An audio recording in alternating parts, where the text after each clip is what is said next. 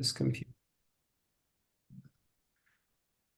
All right. Hello and welcome to today's AI and SEO webinar, Adapt or Fall Behind, leveraging Google AI overviews for success. If you don't know what Google AI overviews are, you are in the right webinar. So my name is Chris Raulf. I'm the founder of Boulder SEO Marketing. I'm originally from Switzerland, moved to Colorado back in 96 for 6 months. I'm still here. I love it. This is an awesome place for a Swiss person. We got cool ski areas here, hiking, biking, all that fun stuff. I've been in digital marketing, boy, I guess nearly 30 years now. Got into it in at the very beginning before Google was called Google. They were called Backrub back then. I speak now globally about SEO, digital marketing, and AI. My claim to fame, if you do a search for international SEO expert, you should see my personal website at the top in Google. So again, I get to speak globally about the topic that we're discussing here today. And the cool thing is I usually get to bring my wife on these trips. I'm able to combine work with fun. Enough about me. Daniel, who are you? Yeah, very quickly. So I'm originally from Brazil, came up to the United States for college and stayed. Right after college, I opened up my first web design agency. So I've been doing that for about 20 years, 25 years.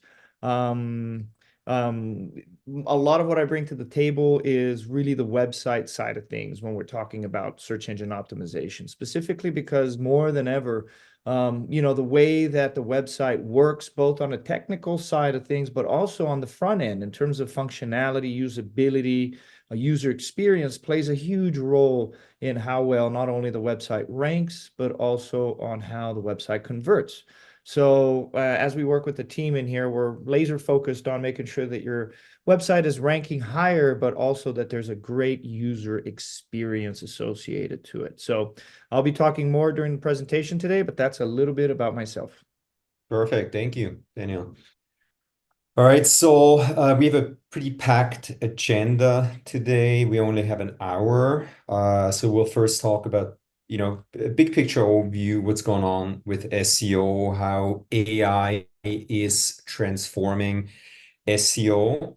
Then we'll take a look at Google's new AI overviews, which is the biggest change in the Google search engine results pages in 20 plus years. Then we'll talk about, what kind of content marketing and SEO strategies are working and why, and which ones you need to ditch. And then we'll introduce you guys to our proprietary micro SEO strategies methodology. We invented this methodology back in 2021. Remember, Daniel, when our website got hit by a Google core algorithm update and we lost 80% of our organic search traffic? It was a scary wake-up call, but also a blessing in disguise. We invented this methodology, which allowed us to achieve the results that we're now able to achieve for our clients and ourselves. And then hopefully we'll have a little bit of time for Q&A. So housekeeping, if you already have questions, just plug them into if you're on Zoom here, plug them into the Q&A chat. Or if you're on YouTube, just plug it into the comments. And then Harold, if you can please monitor the comments or questions on YouTube and plug them here in. Do you have questions? All right, plug them into. Oh, why don't we'll take a break in a second. Oh, actually, is there any questions that we need to address right away? Harold? None so far on YouTube. Okay. Yeah. So we'll just plug them in and then we'll probably address them at the end, or if applicable, interrupt me if we need to absolutely address it right away. All right. Okay.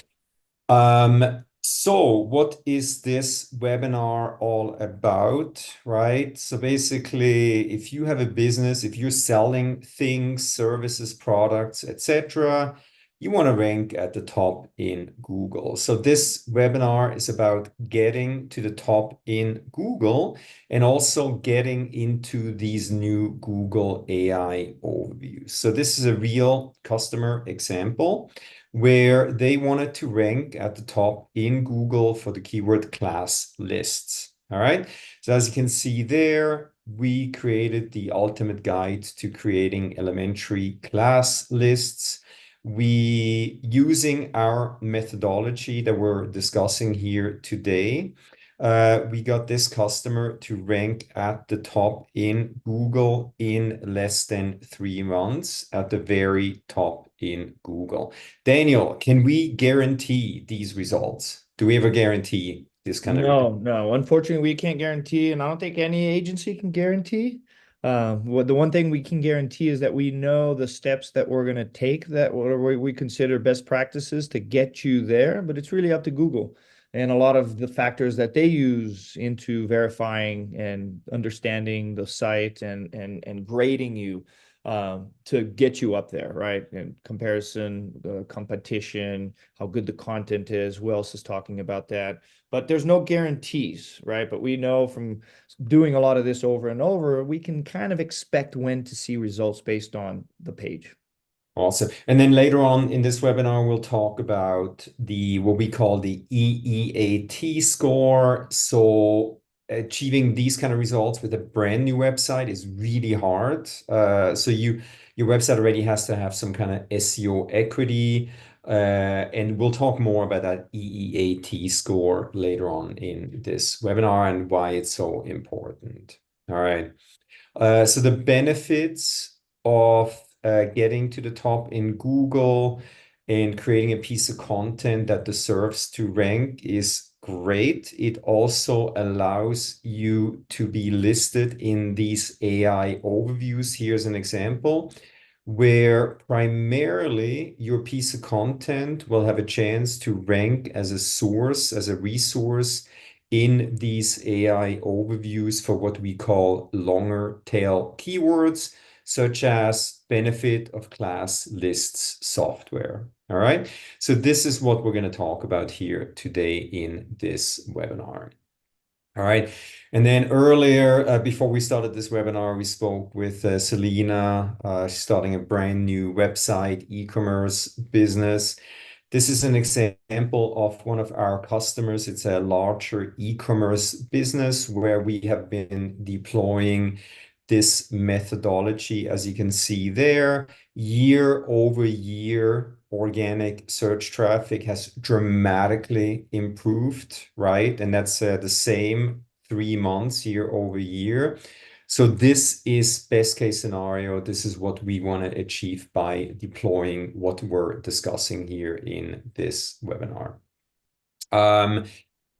Unfortunately, we only have an hour. It's impossible to share everything that we know about this methodology, how we do things here. So if you would like to learn more about this methodology, basically get a step-by-step education on how to do this methodology, I invite you to join us on October 24th for a half-day online SEO course. Simply go to the link shown there at the bottom of this slide and join us for this half-day workshop.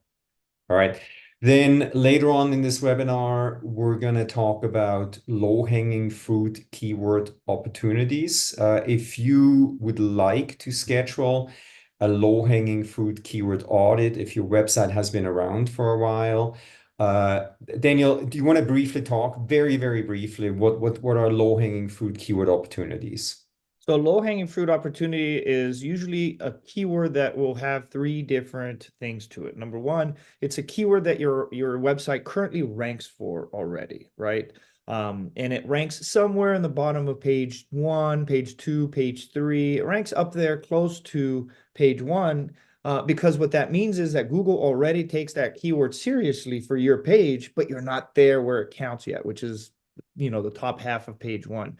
The second thing is that keyword has some good search volume, right? We want to focus on a keyword that once we get up to the top, it's going to have enough people searching for it. And three, but most importantly, it needs to be a keyword that is important for the business, right? So it's relevant, it's conversion focused. So when you find a keyword that has all three of those things, that's what we consider a low-hanging fruit opportunity, because we're able to, through a micro strategy, get that from, let's say, page 2 and move it to page 1, where then people are going to start clicking on it. And that's what we like to see when we're doing an initial audit on a website, to see if they're going to be a great fit for SEO.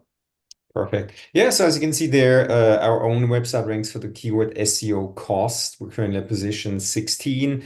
There's a lot of people searching for this keyword on a monthly basis. So this be a great opportunity to deploy this methodology to try to rank in the top positions in Google, get a bigger piece of this cake. All right. So let's talk about the big picture overview, what's going on with SEO, how and why it's transforming. A lot of changes going on here. So let's dive into it. All right. So if you've been involved in search engine optimization for a while, you probably have heard the saying SEO is dead, like over the years, right? So I think SEO is finally dead. However, long live SEO, or as I like to call it, CMPCCOAD. I will get back to this acronym momentarily, but in my opinion, this is the new SEO, and we'll explain what that is. All right. So online search, it is still a growing market. Back in, I believe, 1995, when Google was launched, this search engine, it was not the first search engine, but it truly changed search, right? It created a massive industry that has grown to billions of dollars. So we're looking at an annual compound growth rate of about 18% for this year. So online search is growing. We're still going to search for things online. However, things are changing, and then I have a slide of that in just a second here. Let's quickly take a step back. The change that we're experiencing now is going back to the introduction of AI, artificial intelligence, right? So Google was actually probably the first search engine that introduced AI into search. They launched a Rank Brain algorithm update back in 2015. I'm not going to bore you with the details what has happened since, but that was basically the kickoff to AI being introduced into search, machine learning, etc. All right. So Google missed the boat a little bit when it comes to launching a generative AI tool, which they did later, was called Google Bard. They have since renamed it to Google Gemini. They were basically caught off guard by ChatGPT, an AI tool that can now create blog posts, content of all sorts. That also created a massive problem for Google, right? So now all of a sudden the internet was being flooded with AI generated content. Okay. So Google had to up its game relatively fast so that it could identify AI generated content. Why? It's costing them a lot of money to index that content in their server farms around the world. Millions, billions of dollars, right? So Google has upped its game. It has updated its algorithm dramatically. So one thing that I can advise you, and we'll talk more about this in a second, please, please, please don't use these generative AI tools such as ChatGPT to generate content that you'll put up on your website. All right. So Google still dominates this game. Their market share on a global scale is still dramatic. So I still recommend, primarily we're going to optimize for Google search. However, things are changing as we speak. Are you ready? So I'm sure most of you, they're probably familiar with tools just as, ChatGPT, Claude, Perplexity, Google Gemini.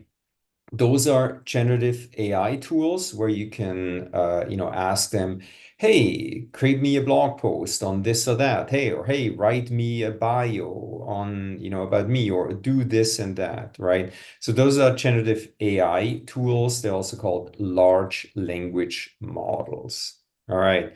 Then the reality is that there's other search engines such as YouTube, LinkedIn, TikTok, Instagram, etc., right? Where people primarily go to and try to find information. So we have 5 kids. Some of them, they don't use Google as their primary search engine. So you really have to think about your target audience. Daniel, do you want to quickly talk about, the importance of thinking about, who is your target audience and where do they get their information from? Yeah, for sure. Like Chris said, everybody looks at some. I personally don't do social media at all. I think it's because maybe I'm a little old and I'm trying to stay away from it. So I'm more of a Google guy. I have my kids, for example, do all of their research on YouTube. So truly understanding, number one, where your target audience, what platform they're on, so you can go to the right place and put your information in front of them there. But number two, going into a little bit further into a user persona to understand, that target audience, that persona, what is their pain point? Why are they looking for this information? What is it that you can bring to the table that's going to help them become a better shopper, a better person, a better something? So understanding the platform and what they're looking for so you can present the right information in the right place is fundamental to make sure that you're really optimizing any efforts of creating and promoting content. Awesome. And then I'm not sure if you guys already heard, Chat GPT or like OpenAI is gonna launch their own search engine called Search GPT. So there are more players entering the search market. All right. So with the new reality being that more people are using different search platforms, I've coined the term contextual multi-platform content creation, optimization, and distribution. Okay. No longer can you just rely that everybody's going to Google, right? So we need to be in more places with more content. All right. So what do I mean by that? My wife and I, we're gonna hike Mount Kilimanjaro next September, basically just about a year from now. So if you do a search, best time to hike Mount Kilimanjaro, if you scroll down just a little bit, just be below the Google AI overview, and then the first 1 or 2 organic search results, we're gonna find Reddit, right? Since about 6 months, basically on every page one for most search terms, you're gonna find information that's being pulled in from Reddit. Also, TripAdvisor, Quora, right? So this is what I mean by you need to create content in more places so that the right kind of audiences will connect with your content in the applicable platform. If that content essentially is being pulled into Google, awesome job. Then we're getting even more eyeballs to the right kind of content that will connect the right people with your website eventually. All right. So everything is changing. things are in flux right now, so we're testing, we're updating our methodology. But yeah, the more eyeballs you can get, through more platforms to your content, the better. All right. Let's talk about Google's new AI overviews. All right. Back in, I think it was late 2023, Google announced that they're launching Google AI overviews. They tested it at the beginning. You had to sign up to get access to AI overviews, and it's still part of the search labs. So this has not yet been fully rolled out, but there's absolutely no way that they're going to go back and not make this part of their search engine results pages, right? This is here to stay, and we're going to have to optimize for these AI overviews. And I guarantee you things will change. They're still testing these AI overviews, but I can already detect, they're getting very close to getting this new feature out of their search labs. All right, Daniel, what is Google AI overviews? Well, Google AI is kind of what Google is doing to integrate artificial intelligence into the results. So, for example, back in the days, still today, when you do a search, you see the top 3 results that Google deemed to be, the more relevant. Now, what the AI overview is Google's actually gathering information on the internet from these top pages to provide you with an answer to your question instead of just directing you to a specific website. Yeah, awesome. And then and we'll show an example here. Next slide. Basically, the search engine giant is now able to pull information from various different places, and that can include, also images, infographics, videos, etc. Basically, it is able to answer questions to very complex questions or topics and provide the searcher with a AI overview. In this case, we optimized for the keyword e-commerce, SEO, price guide. We work with a lot of e-commerce companies. They want to know, how much do I need to pay for SEO? So we created this SEO price guide. As you can see there, in relation to this search term, it's a little bit of a longer tail search term. Google is triggering an AI overview, okay? Because it's more of like an informational search. People may not be ready to engage with somebody like us. So Google is going to provide with very useful information to somebody who's running an e-commerce shop and who may be interested in investing with somebody like us, who's being shown there as a reference on the right side. So ultimately, this is the goal, right? You want to be listed as a resource to these more complex queries. And then ideally, you want your piece of content to show up organically in Google to have the greatest chance of getting the right people to your website. Ideally, the right kind of content. In this case, we created this SEO price guide. If you do a Google search for SEO price guide, you'll find that guide at the very top in Google. All right. So, Daniel, some initial observations that we've learned since AI overviews have launched. Since they started to roll this out in 2023, we've seen rapid growth. They expanded AI overviews from, a small testing user set primarily in the US to, billions of people around the globe. So AI overviews, if you're joining us from countries, around the globe, it may not be already launched in your country, but I do believe that by the end of the year, Google wants to roll this out globally. All right. Then at the beginning, when I was a beta tester of these AI overviews, they were basically triggered for every keyword. Now, in about 4% of all searches, they will be shown. So it's gone dramatically back based on a lot of research that Google has done. Then the reality is we're getting used to these AI overviews because we find them helpful. And we do find the information that we're looking for. Daniel, you want to grab those last two bullets there?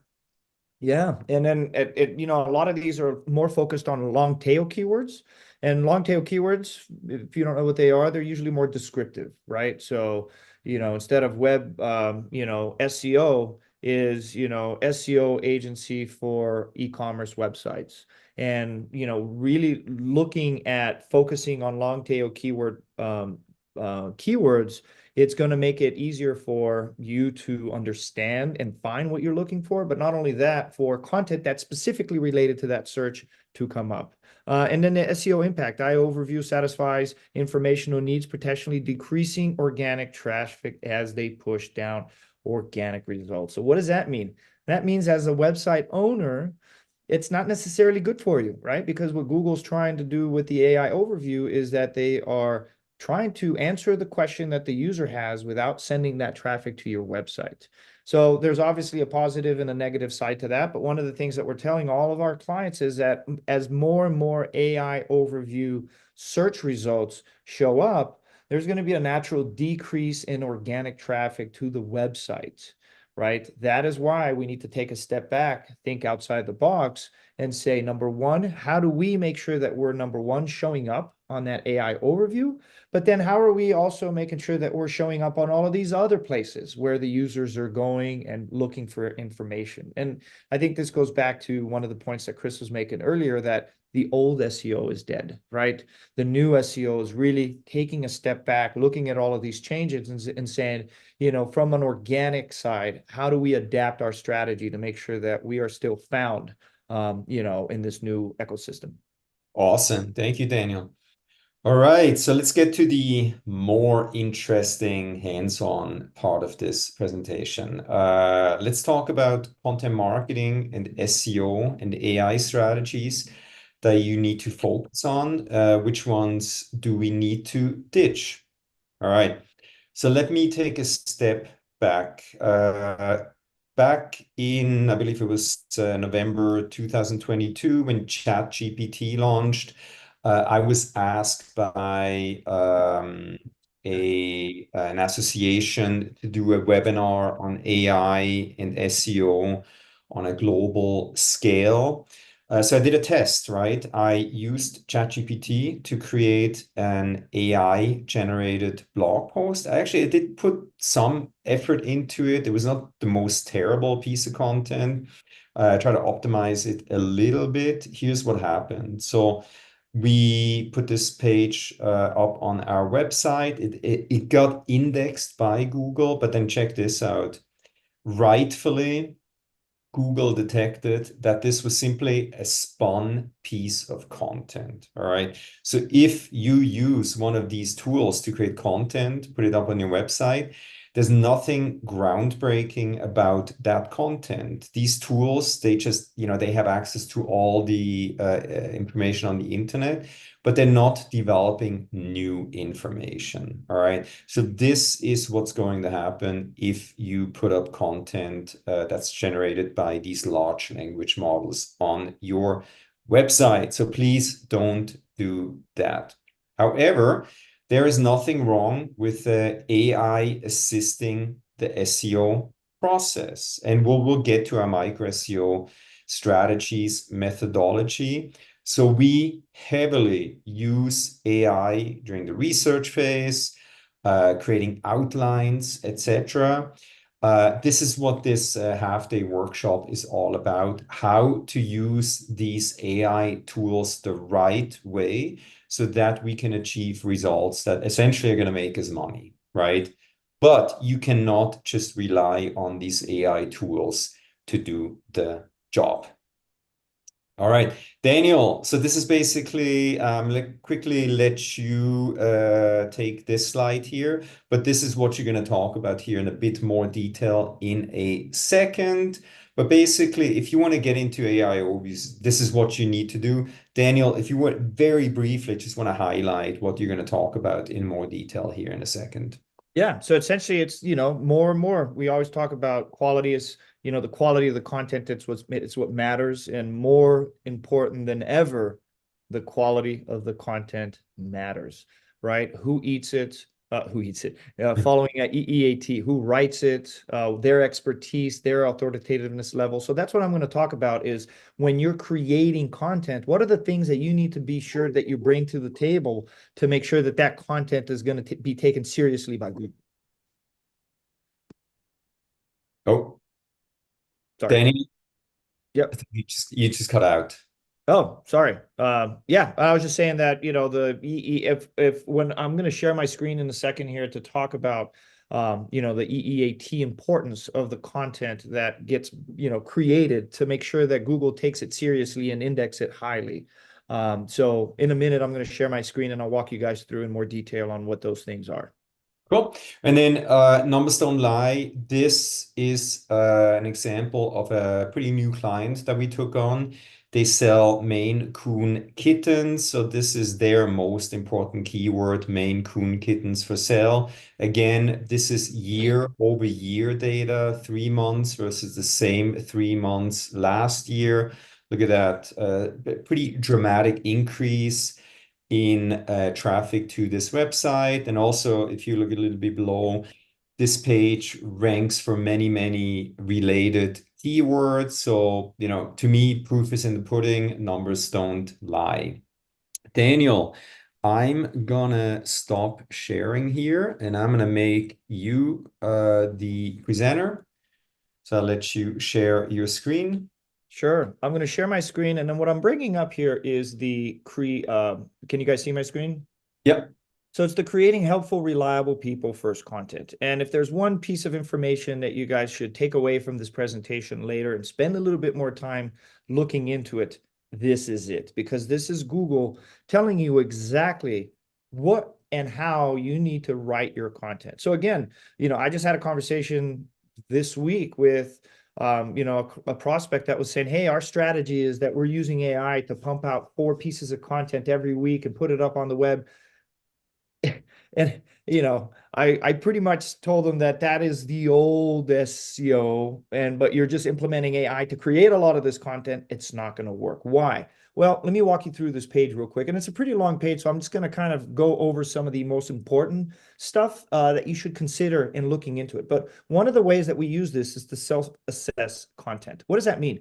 If you have specific pieces of content that you put a lot of time into, and then, or maybe big parts of your website that you are important for you, and they're not ranking really well, you can go through and ask these questions about that piece of content to understand why it might be getting penalized or why it might not be getting ranked. Same goes around when creating a new piece of content, right? Ask these questions before putting that piece of content together to make sure that you are writing something that, again, Google is going to take in consideration. Again, there's a lot of questions in here, but I'm going to go and move down to the lower a little bit because it kind of explains in more of an overview of why you need to build content that is going to answer a lot of these questions, right? Expertise, are you presenting information on an expertise that is something that makes you a thought leader on the specific industry? So first and most important, right? Great page experience. Remember that when I introduced myself, I said about, the user experience is extremely important. It is really important. Why? Because Google wants to provide websites that people are going to go to that, number one, have really good, trustworthy, quality information, but number two, that provide a really good user experience. If you have great content, but your website's all wonky and nothing works, Google's not going to rank that website because the user experience is extremely important. So, looking at the website, common sense, and understanding how it navigates both on mobile and desktop, very important. But looking at Google Search Console, which all of you should have access to, Google specifically telling you through Google Search Console things that they are maybe penalizing you through the Core Web Vitals or website speed or things. So looking at that is important.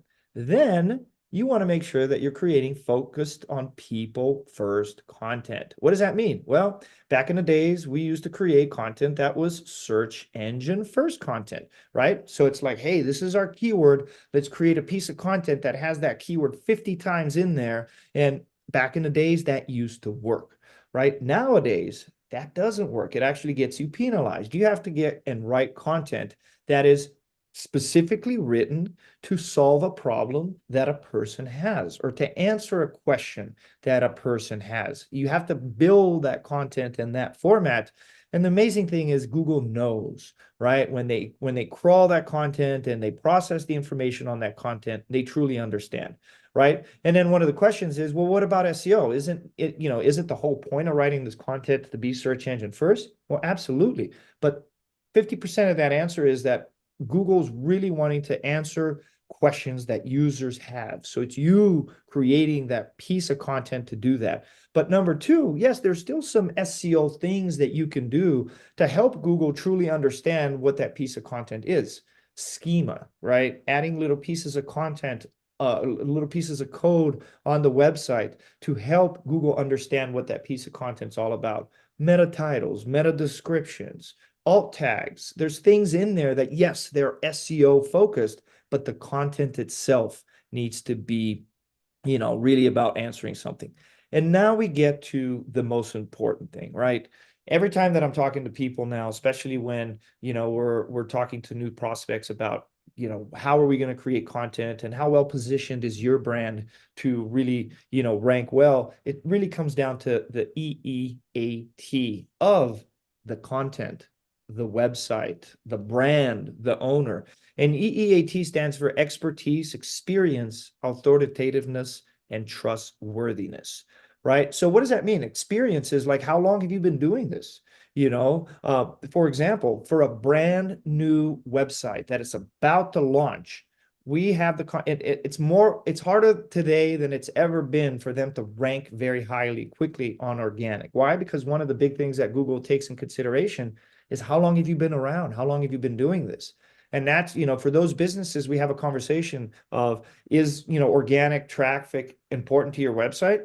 Absolutely, right? Because once you get to that point, organic traffic is the gift that keeps on giving. But because you're such a brand new website, you're missing that experience aspect of it. So you have to build it over time. So you have to do a lot of investment into SEO without expecting a lot of, organic traffic in the beginning.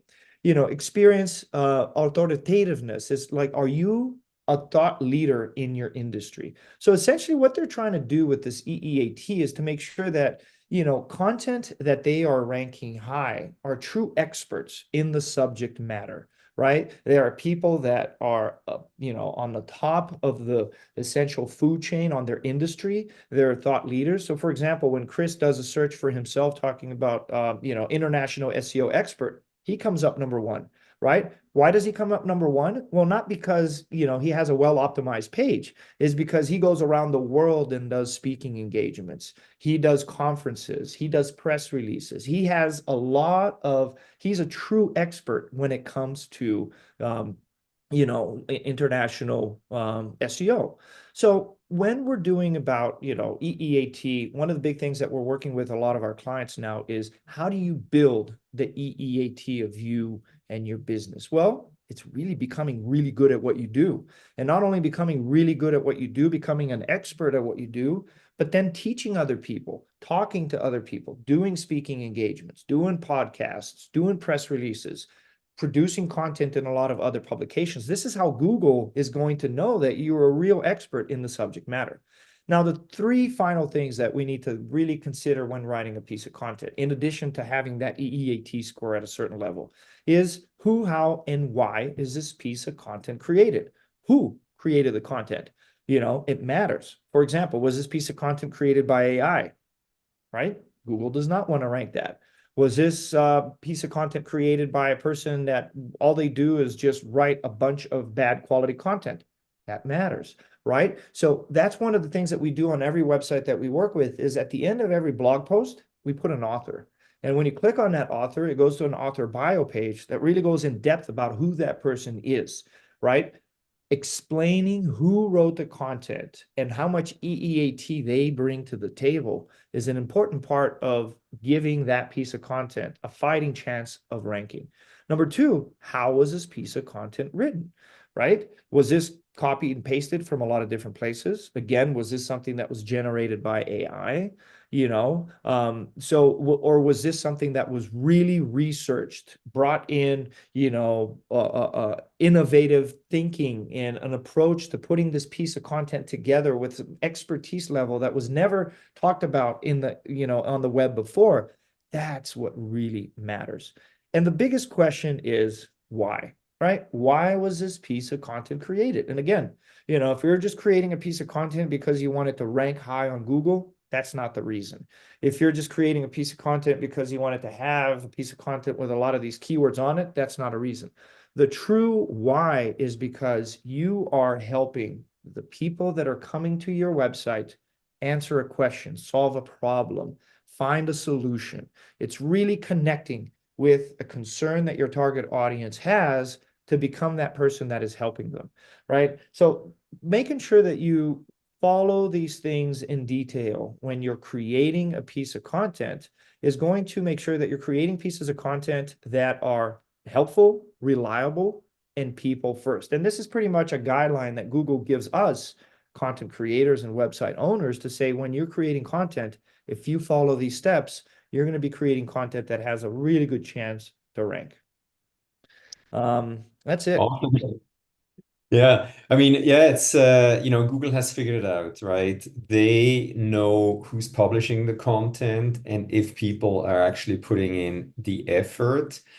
So let's dive a little bit deeper into the methodology that we created that basically takes Google's advice into account. So we'll talk about micro SEO strategies, which is the methodology that we developed to achieve these pretty remarkable results for our clients.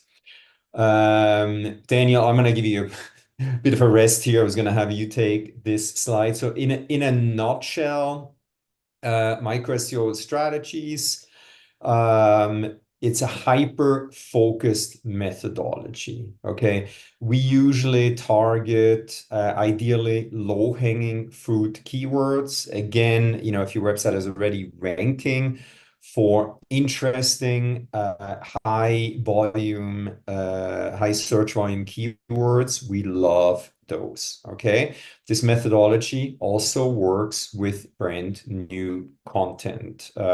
Then key components, so we usually target 3 to 5 high intent, very closely related keywords, because you don't want to go too broad so that Google has to guess what this piece of content is about. Then we conduct search engine results pages analysis to understand who are our competitors, who do we need to outrank, okay? Then we use AI. We use primarily Google Gemini. This is Google's large language model to help us create an outline based on a lot of research that we're doing. Then, as Daniel mentioned, we use structured data schema. I don't want to make this, we don't make this too technical here, but there's certain things that are a little bit more technical that need to be done to achieve the results. Then, yes, we want to demonstrate a high level of EEAT. Daniel spoke about this in great length. then obviously the most important thing, we want to, provide the right kind of content to the right kind of people to provide valuable information.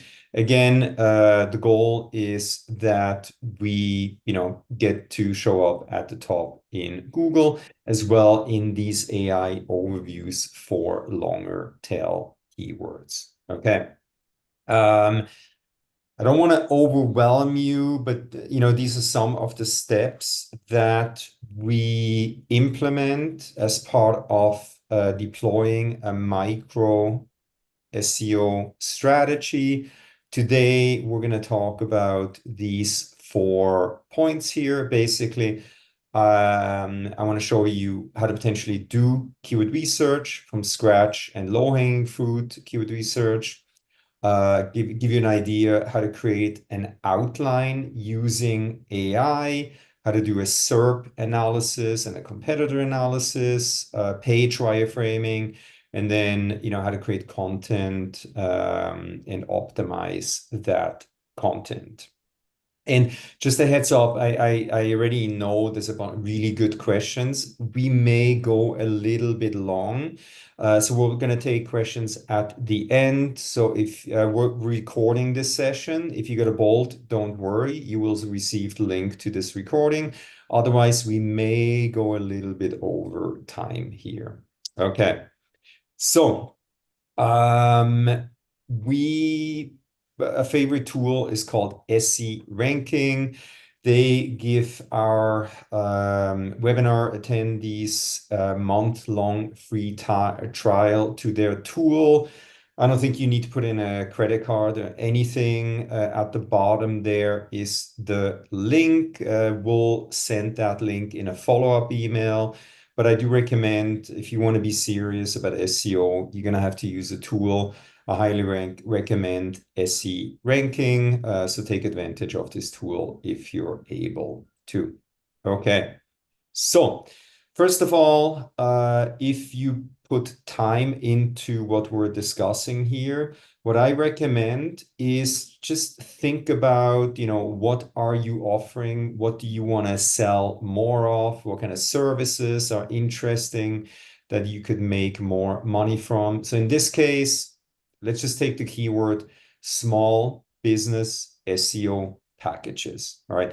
There's a lot of small businesses out there, and I do believe that, some of them are looking for monthly SEO packages.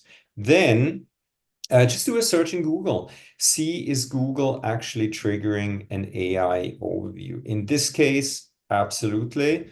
And look at that.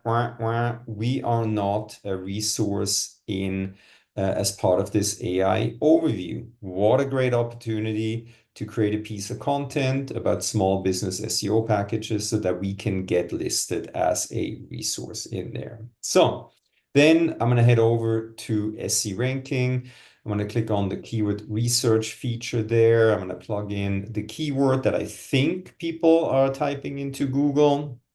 This tool will give us incredible information, such as how hard will it be to rank at the top in Google? How many people are actually searching for this keyword on a monthly basis? 10, it's a little bit on the low side. So check this out.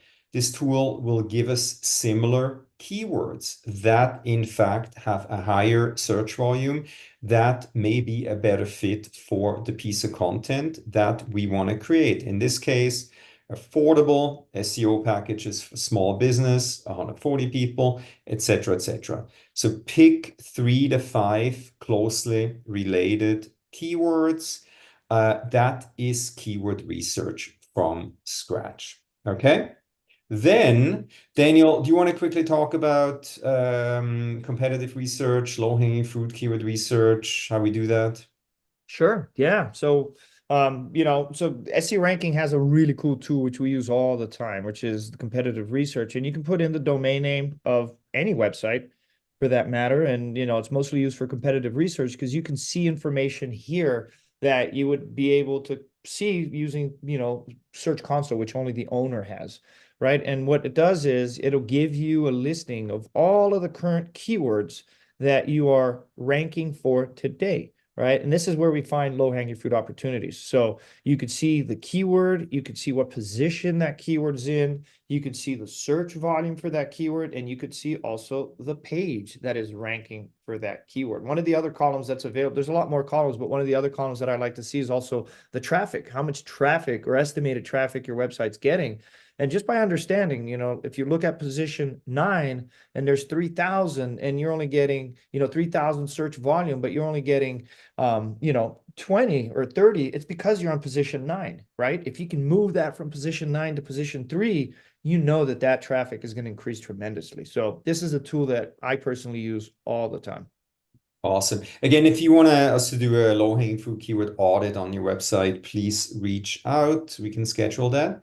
Perfect. So now we know the keywords that we want to optimize for. Now we use tools such as Gemini. We signed up for Gemini Advanced. This is similar to ChatGPT. So we prefer a Google tool because they have access to the most data in the world, but use your tool of choice. All right.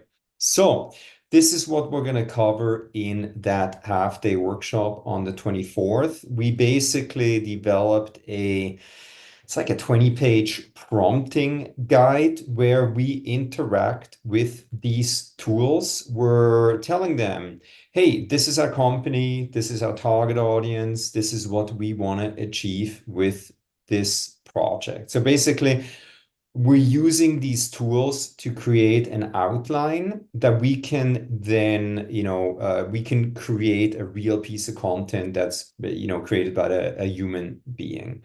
Then we provide the tool with branding, messaging guidelines. So it's a very specific prompts that we put into these Gen AI tools. Then, Daniel, do you want to briefly talk about the next couple of points? Sure. And then, one of the things is you really have to define what the goals and the objectives of the content is. Again, going back to the helpful content. Why are we writing this content and for who? Understanding, what the objective is and understanding what the question is. And then again, the target keywords, right? This is part of the, SEO important thing. If you're going to talk about a specific subject matter and a specific topic that's going to answer a question, what are the keywords that you should be mentioning or talking about to make sure that these are keywords that people are actually searching for and using to search for? And the reason keyword research is really important is because a lot of times we assume that people are actually using this word or that word to search for what we're doing or for searching for what a client is doing. But really through keyword research, we understand what the reality is in terms of what people are using and the amount of search volume behind each keyword before we decide to, talk about, something using this word or that word. So the keyword research is really important. Oh, yeah. So don't just guess, right? Use a tool like SE Ranking to know how many people are searching for exactly what you're trying to sell more of. Okay. Then prompting. So these are all very specific prompts that we put into the Gemini. Then we're analyzing our competitors' content. We ask the tool, hey, here are all the headings of the top 3 ranking pages that I want to outrank. Please identify the gaps, opportunities, remove duplications.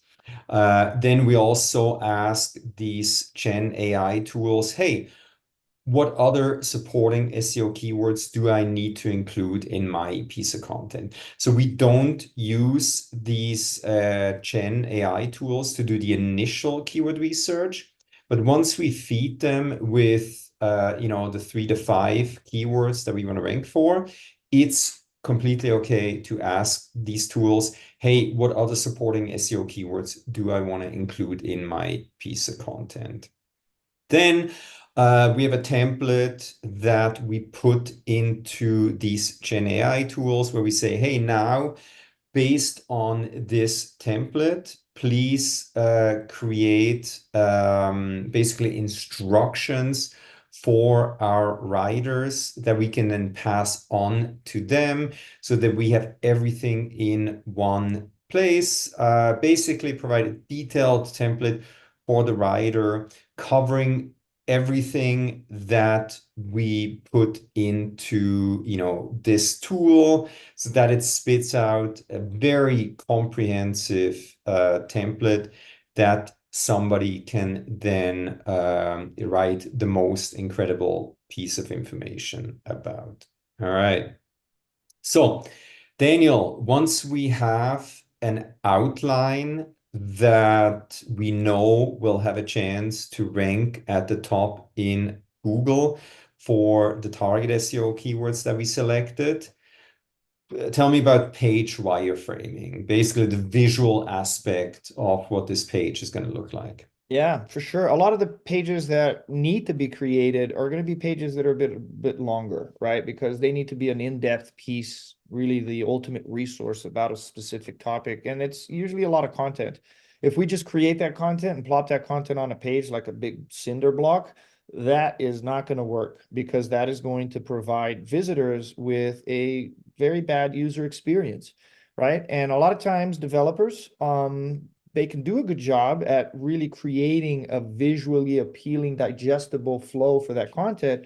But for the most part, no, right? The most part, what we need to do as, part of the process is to say, okay, this big piece of content, the best way to organize this in a way that is going to make it pleasant to navigate, easy to understand is, and then we create a wireframe like this.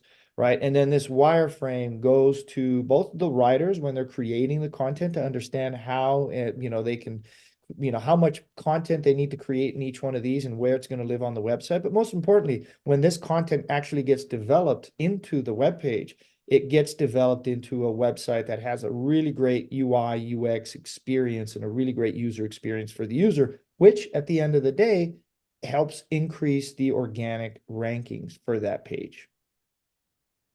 Awesome. And then guess what? Yes, we're actually using real humans to write the content. And I already saw these questions on, can I use AI? At this point, as Daniel already covered earlier, no, Google does not like AI generated content. It's mostly against their guidelines. So we have a pool of writers that are subject matter experts that can write really well drafted content that also do additional research, right? We don't just want to create something that already exists. We want to go beyond that, where we think about, what is the future going to hold in relation to this keyword or this topic? That is what is required if you want to show up at the top in Google. But essentially, a great start is to have the most comprehensive outline for a piece of content that will have a chance to rank at the top in Google. This is what we're doing here at Bold SEO Marketing. This is why we're able to achieve the results that we're able to achieve. So this is just the beginning. There's a lot more things that we do as part of MicroStrategy. So basically for each piece of content, there's many, many steps that we implement. It takes a bit of time to create a micro SEO strategy, but it is well worth it, as we've shown earlier in this presentation. Yeah.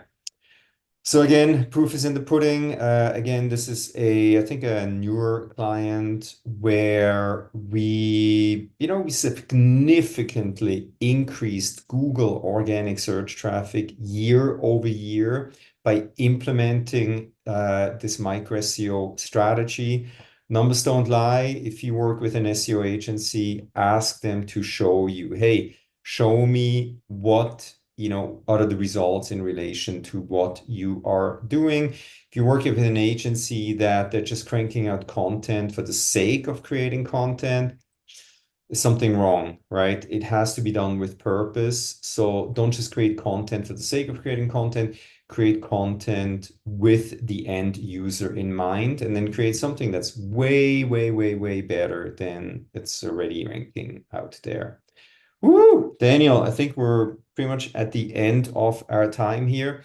I know we have some questions also from our audience on YouTube.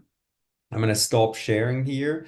And then why don't we jump into questions? Again, we're at the end of the time here.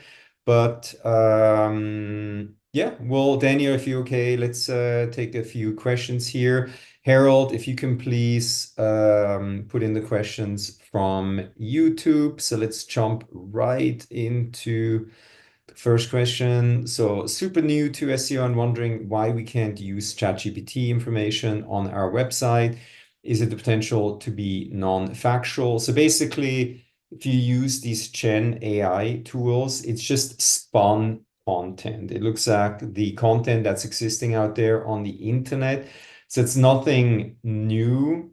So it's basically, I think Daniel spoke about this in great length. Yeah, you gotta put more effort into it and create content that's not already existing on the internet. Then Daniel, I'm gonna let you take this question. I've used ChatGPT for every product description for my Shopify store. Should I redo everything? Product description. That's what do you think, Daniel? Well, I would first of all go to Search Console and see how these pages are doing, right? That's the first thing that we would do here in the agency side of things is to see before, and I don't know if these are new products or products that you updated with information. We would look at Search Console to see, hey, once this has gone up, if it was an existing product, did it affect up or did it affect down? And then we're true believers that AI generated content does not rank well or even gets penalized. What I would do if I were you is I would get maybe 5, 10, 15 of those products and kind of go through the process of redoing that content manually. Again, following a lot of the guidelines from that, people first outline that I went over, launch those and then see, give it a little time for Google to re-index it. Go to Search Console, request Google to re-index it. Maybe Chris could show real quick where that is. Oh no, sorry, I thought you were still sharing. But you can go to Google, Search Console, ask them to re-index the pages, and then see if those are going to rank better and higher. And I think that, again, we can make promises and we can make comments, but that is going to give you some real data if the real human created descriptions are ranking better than the other ones. And if that's the case, then I would take the time to go through and do all of them. But the overall question is yes, we would, that's what we do for all of our clients. That's what we, preach, is that content should be written by humans for humans and not by AI. Perfect. Can you use the ChatGPT prompt so that it includes EEAT and people first content? Why can't you take the content on this Google search page and create a ChatGPT prompt to follow these rules? You're still at this point, these Gen AI tools, they're not able to think like a human being. That's called AGI, artificial general intelligence. From what I hear, we're probably still, 3, 4, 5+ years out from that stage. So you can use a prompt like, hey, make sure it includes EEAT and people first content and, get provided with as much information. However, based on the research that we did, it's not working simply because these tools are feeding on existing content out there. So that's, I think, the answer. Yeah, That one more thing on that note too, is like things are moving so fast, right? So everything that we're talking about today, when we do this same thing 3 months from now, there's going to be different things and different answers to a lot of these different questions. And that's a fair question, right? I mean, these things are getting so good that when you look at this content, it's like, huh. But it goes down to what Chris said, right? They're getting together pieces of information that existed and then kind of repackaging that into their own piece of content. And the other part of that is that Google doesn't want AI generated content to be ranked. So they actually have, tools to actually read a piece of content. And if they think that that piece of content was generated by AI, regardless of how good that piece of content is or it's not, it gets flagged as AI generated content, right? So that's the other thing, is that they're working hard to see and understand and pick up stuff that was AI generated and just right off the bat penalize that. One of the ways that we know that too is because for a long time, the content that was getting created by our writers was getting penalized by Google. And we're like, whoa, wait, what's going on here? This is really good content, really good content. And we actually found out that, our writers use Grammarly, to correct the grammar and spelling, and it recommends a lot of changes and so forth. So when we apply those changes, some of this content was being flagged as AI generated just because Grammarly was going through it and correcting a lot of these grammars. So we stopped using Grammarly for a little bit. Voila, the page. So does that make sense? In my book, it doesn't, right? Because I mean, Grammarly is just, helping us clean up the text. But these are tools that then, got flagged as AI generated content, even though it wasn't generated content. So it's very murky at the point. And Google's making an effort to try to flag content that was AI generated and not want to spend dollars on servers to try to index and store, that piece of content. They want human generated content for now. Awesome. I think we're going to take one more question. It's actually a good one. Do you prefer not to use SE Ranking's content editor, or how does that factor in your content writing? So that's a premium feature in SE Ranking. It would have been too complicated. So yes, we do use SE Ranking's content editor. That's an awesome feature in that SEO tool. You pay for it, right? So what we showed here is primarily free. Everybody will have access to Google Gemini, at least the lowest version. But I do highly recommend SE Ranking's content editor. It's a great premium tool. So unfortunately, we don't have enough time to talk about everything. There's one more question that we're going to take here real quick from Eileen. As a software developer, what points do you think we need to focus on since we're working on websites? Could you give some advice to ensure we don't forget to leverage Google AI overviews for success? Daniel, I'm not quite sure if I understand the question correctly. Well, it's a two-part question, right? I think from a developer side, if you're building a website from scratch, first thing you want to do is make sure that you're using, and again, depends on what platform you're using, right? If you're doing a WordPress website or if you're doing a custom coded website, but let's say that you're doing a WordPress website, it's choosing a theme or a framework that's going to be clean, that's going to be fast, right? You want to stay away from themes that are very clunky, that there's a lot of code, there's a lot of HTML that's bringing in a lot of CSS on the page. That from a development side, you want to make sure that once the website's up and running, the core web vitals, which is, how well it loads, how fast it loads, that's really, really important to keep in mind as you're putting this thing together. Now, when it comes into the, populating this website with content, that's when we go into a lot of what we discussed today in terms of when creating this content, how to do it. One of the things that we do in full transparency is, if a website needs to be built and it needs to be live in 2 weeks, we'll go through and we'll create the baseline content for the website using AI just to have something there to be able to launch the website. So then the website can be live, and then our team can then go in and start getting each one of these pages and doing a more in-depth strategy or micro strategy to create the content that really needs to be indexed, right? And the reason we do that is more to have an agile approach to say, hey, let's do this so we can have a website up and running in 2 weeks, instead of if we go through the process of really creating, this optimized content for 20 pages, that's going to take 2-3 months, Do we want to wait that long for the website to go live, or do we want to have something sooner that then we start working on, progressively? So hopefully that answers your question, but I think the technical health of, what you're building is super important. And then obviously the quality of the content that goes on it is just as important. Awesome. Thank you very much. Whew, we're 10 minutes over.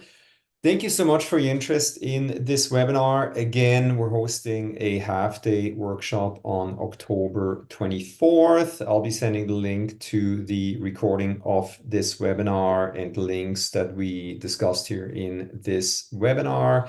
I'm going to pause the recording here. Thanks so much. All right, cool. Excellent. Cool. Thank you, thank you, thank you. Great. Thank All right. you. Thank you, Selena. Hope you learned some stuff. Yes, I did. Took a lot of great notes. Thank you so much. Yeah, and then cool. Yeah, so we had most everybody on YouTube. That seemed to have worked well. Yeah, Yeah. Yeah, we picked 65 viewers earlier. cool. So Very good, very good. All right, I have another call, but Selena, good luck. How do you get registered for the class on October 24th? I put the link. There's a link in the chat. Is it Boulders at Boulders SEO marketing.com? Yeah. I'll put the link in there in the chat real quick. There we go. I'm also going to include it in the follow-up email. Thank you. Yeah. All So right. very cool. All right. I'm gonna end this Zoom call. Harold, thanks for your help. Daniel, thank you. Yeah. Thanks yeah. everybody. Thank you. Hi. Thank you, everyone. Okay, thank you. Bye, Bye-bye.